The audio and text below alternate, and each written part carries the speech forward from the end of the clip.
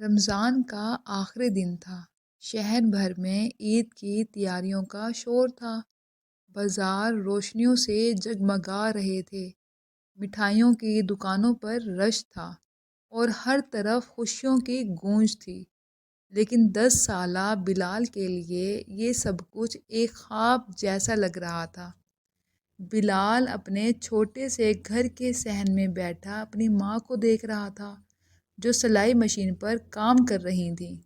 وہ جانتا تھا کہ اس بار بھی اس کے لیے نئے کپڑے نہیں بن سکیں گے، کیونکہ امی کے پاس زیادہ پیسے نہیں تھے۔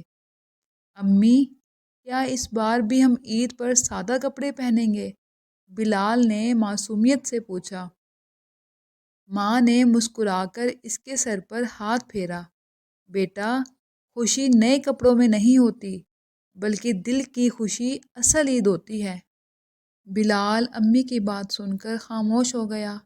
وہ اپنی امی کی مجبوری کو جانتا تھا، مگر دل میں ایک خواہش چھپی رہی۔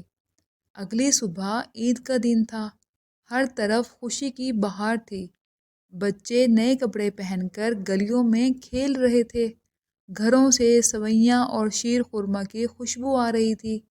بلال بھی مسجد گیا، نماز پڑھی اور دعا کی کہ کسی طرح وہ بھی عید کی خوشیوں میں شامل ہو سکے۔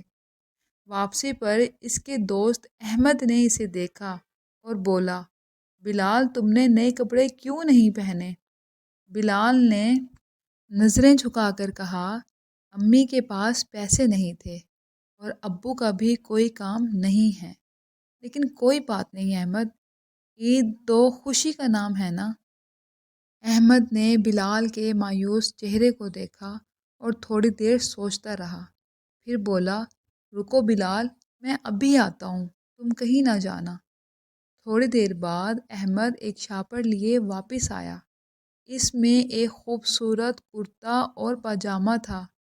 یہ لو بلال، یہ میرے ابو نے تمہارے لیے بھیجا ہے۔ عید تو سب کی ہوتی ہے اور عید کی خوشیوں میں بھی سب کا حصہ ہوتا ہے۔ بلال کی آنکھیں خوشی سے چمک اٹھیں۔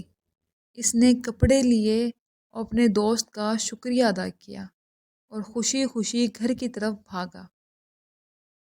اس نے امی اور ابو کو جا کر یہ کپڑے دکھائے۔ جب امی نے یہ کپڑے دیکھے تو ان کی آنکھوں میں آنسو آ گئے، مگر یہ خوشی کے آنسو تھے۔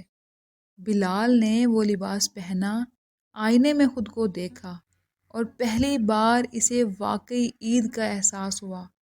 آج اسے سمجھ آ گیا تھا کہ عید صرف نئے کپڑوں اور مٹھائیوں کا نام نہیں، بلکہ بانٹنے اور دوسروں کو خوش کرنے کا نام بھی عید ہے۔